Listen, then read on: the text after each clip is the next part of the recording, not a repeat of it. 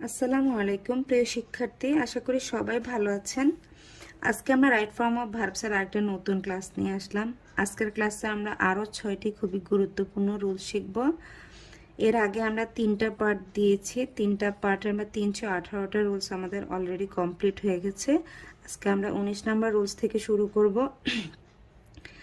তো সবাই মন দিয়ে ক্লাসটি করার অনুরোধ রইল। আশা করি কিছু না কিছু অবশ্যই শিখতে পারবেন। তো চলুন শুরু করি। আমাদের 19 নম্বর রুল হচ্ছে মেনি এর কোনো বাক্যে যদি মেনি এ থাকে এর পরের নাউনটিও সিঙ্গুলার হয় এবং এর পরের ভার্বটিও সিঙ্গুলার হয়।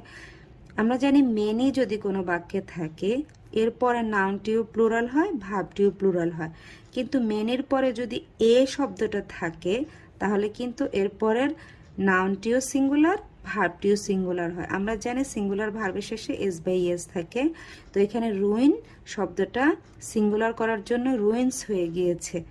Many a student ruins his life his future through using drugs. Many a student ruins his future through using drugs. অনেক ছেলেরা আছে যারা ড্রাগ ইউজ করে তাদের ভবিষ্যৎটা ধ্বংস করে দেয়।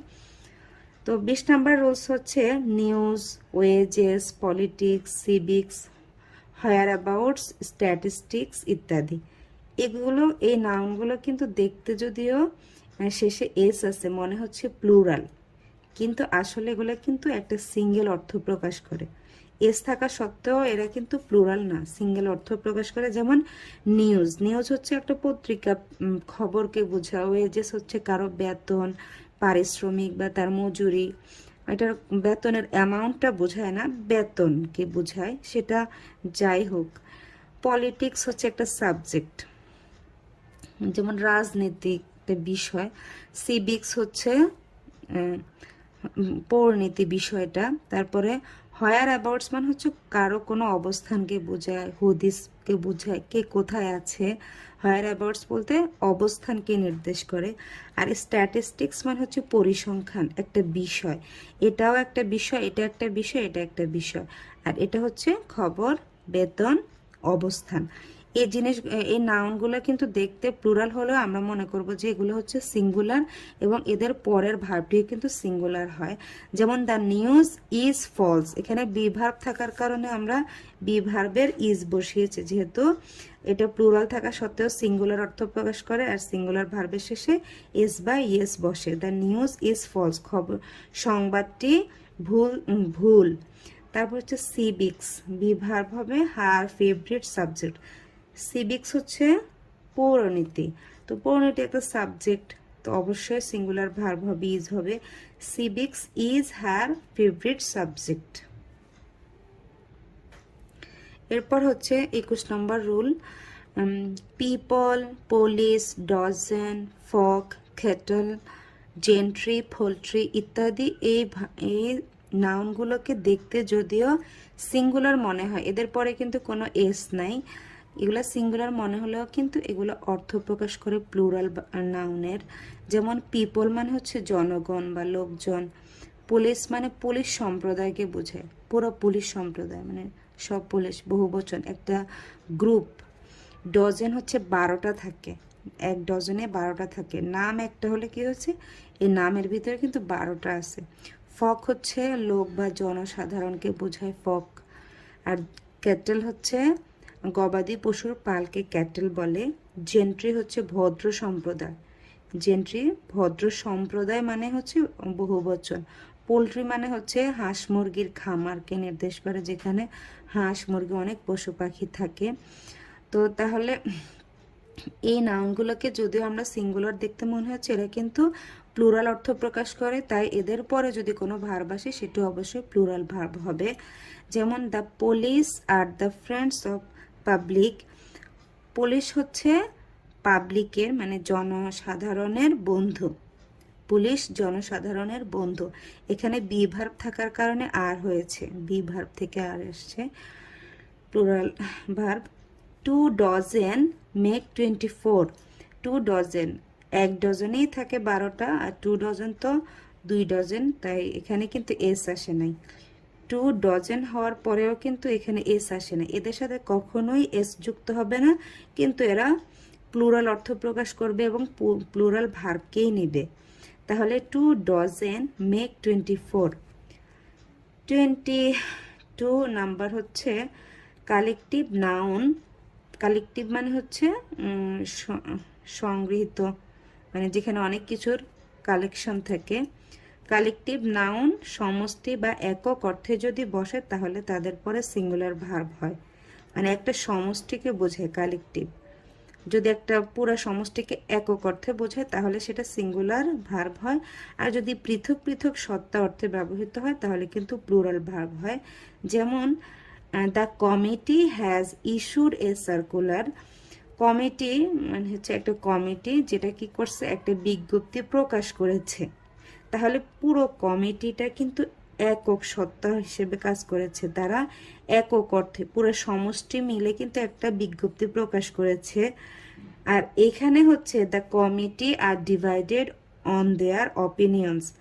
একটা কমিটি যেটা তাদের ভিন্ন ভিন্ন মতের কারণে দুই ভাগে বিভক্ত হয়ে গেছে, মানে বিভিন্ন ভাগে বিভক্ত হয়ে গেছে, 3 ভাগ হতে পারে, 4 ভাগ হতে পারে, মানে তারা কিন্তু আর একক একটা সমষ্টির মধ্যে নাই, তারা ভাগ হয়ে গিয়েছে। তাই এখানে দ্য কমিটি এই নাউনটি কিন্তু এখানে প্লুরাল ভার্ব নিয়েছে। বি ভার্বের প্লুরাল ভার্ব হচ্ছে আর, আর এটা যেহেতু একটা একক সমষ্টি বুঝিয়েছে তাই হ্যাভ ভার্বের আমরা হ্যাজ নিয়েছি।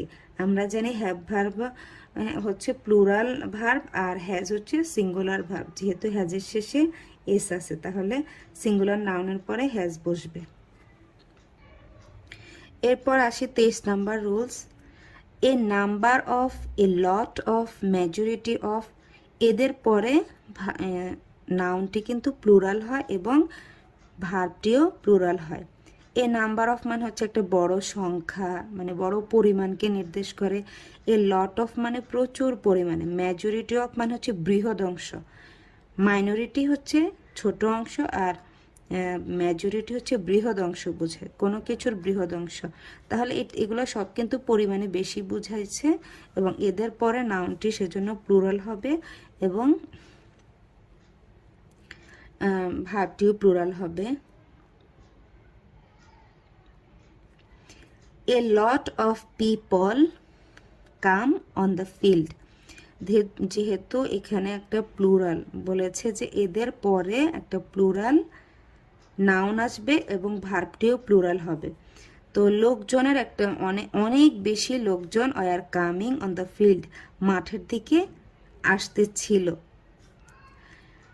মানে এ লট অফ পিপল মানে হচ্ছে অনেকগুলো মানুষ, অনেকগুলো লোকজন মাঠের দিকে ফিরে আসছিল, are coming on the field. তাহলে এখানে এ লট অফ এর পরে আমাদের প্লুরাল নাউন হয়েছে এবং ভার্বটিও এখানে প্লুরাল হয়েছে। এখানে যে কামিং হয়েছে ঠিক আছে, এটা প্রেজেন্ট কন্টিনিউয়াস টেন্সে হয়েছে। যদি এখানে ইজ হতো বা ওয়াজ হতো তাহলে কিন্তু এটা আমরা সিঙ্গুলার বুঝতাম, যে সিঙ্গুলার ভার্বের শেষে এস বাই এস থাকে। এখানে এটা প্লুরাল ভার্ব, বি ভার্বের প্লুরাল ভার্ব, কন্টিনিউয়াস টেন্স করার জন্য আমরা বি ভার্বের প্লুরাল ভার্ব নিয়েছি। দ্য মেজরিটি অফ স্টুডেন্টস মানে হচ্ছে স্টুডেন্টদের বৃহৎ অংশ, একটা বিশাল অ্যামাউন্ট স্টুডেন্ট, ধরেন 40 জন স্টুডেন্ট আছে, তাদের মেজরিটি মানে হচ্ছে বৃহৎ অংশ। তো 40 জন স্টুডেন্টের মধ্যে সবচেয়ে বড় অংশ কোনটা, সেটা অবশ্যই 20-এর বেশি থাকবে। 40-এর অর্ধেক হচ্ছে 20, আর তাহলে তো সমান অংশ হয়, 20-এর বেশি হলে পরে সেটা বৃহৎ অংশ হবে। তাহলে এই মেজরিটির মধ্যে কিন্তু বিশাল একটা সংখ্যা আছে, যদিও এটা একটা মাত্র সিঙ্গেল নাউন, কিন্তু এটার ভিতরে মানুষ সংখ্যাটা কিন্তু বেশি বোঝায়। তাহলে the majority of students have done this work, এখানে এর জন্য আমাদের হ্যাভ ভার্বের হ্যাভ এসেছে। হ্যাভ হচ্ছে প্লুরাল ফর্ম আর হ্যাজ হচ্ছে সিঙ্গুলার ফর্ম। তো দ্য মেজরিটি যেহেতু এখানে বৃহৎ অংশ বুঝিয়েছে তাই প্লুরাল ভার্ব বসেছে, হ্যাভ প্রেজেন্ট পারফেক্ট টেন্সে হয়েছে ডান দিস ওয়ার্ক, মানে এই কাজটির স্টুডেন্টদের বেশি সংখ্যক স্টুডেন্ট মিলে এই কাজটি সম্পন্ন করেছে। তো 24 নম্বর রুল হচ্ছে সিঙ্গুলার সাবজেক্ট ও প্লুরাল নাউন অফ দিয়ে যুক্ত হলেও ভার্বটি কিন্তু সিঙ্গুলার হয়। একটা সিঙ্গুলার সাবজেক্টও থাকবে, আবার একটা প্লুরাল নাউন থাকবে। প্লুরাল নাউন দেখে মনে হবে যে ভার্বটা মনে হয় প্লুরাল হবে, কিন্তু না। যেমন হচ্ছে ওয়ান অফ দ্য বয়েজ, এখানে বয়েজ হচ্ছে বালকগণ, এখানে অনেক বালককে বুঝিয়েছে বয়েজ দিয়ে। তো বয়েজের শেষে এস থাকার পরেও এখানে কিন্তু অনেক বালকের মধ্যে একজনকে নির্দেশ করেছে, মাত্র একজনকে। এটাই হচ্ছে মূল সাবজেক্ট, এটা কিন্তু সাবজেক্ট নয়। এটাই হচ্ছে, এটার জন্যই আমাদের এখানে সিঙ্গুলার ভার্ব আসবে ওয়ানের জন্য। ওয়ান অফ দ্য বয়েজ মানে বালকদের মধ্যে একজন ইজ ব্রেভ, সাহসী। বালকরা সবাই কিন্তু সাহসী না, এই বালকদের মধ্যে একজন আছে যে খুবই সাহসী, তাই বি ভার্বের সিঙ্গুলার ফর্ম বসেছে। Each of the girls, be verb present. Each of the girls মানে বালিকাদের মধ্যে প্রত্যেকে ওয়াজ প্রেজেন্ট। এখানে প্রত্যেকে একজন একজন করে বুঝিয়েছেন যে বালিকাদের মধ্যে প্রত্যেকে সাহসী। আমরা জানি ইচ থাকলে এই ইচের জন্যই কিন্তু আমাদের এখানে সাবজেক্টে সিঙ্গুলার হবে। এখানে এটাই হচ্ছে মেইন সাবজেক্ট, এটা কিন্তু আসলে মেইন সাবজেক্ট হলেও এটা কিন্তু ইঙ্গিত করে না, এটা দিয়েই কিন্তু আমাদের ভার্বটাকে আমরা এটা অনুসারে চেঞ্জ করে থাকি। তো each of the girls was present, প্রত্যেক বালিকাই উপস্থিত ছিল, মানে প্রত্যেকে আলাদা আলাদাভাবে উপস্থিত ছিল, তাই জন্য এটা সিঙ্গুলার ভার্ব হয়েছে, সিঙ্গুলার সাবজেক্ট সিঙ্গুলার ভার্ব। তো আমাদের আজকে 6টা রুলস কমপ্লিট হয়ে গেছে। তো আর আজকে আর নয়, সবাই ভালো থাকবেন। আল্লাহ হাফেজ।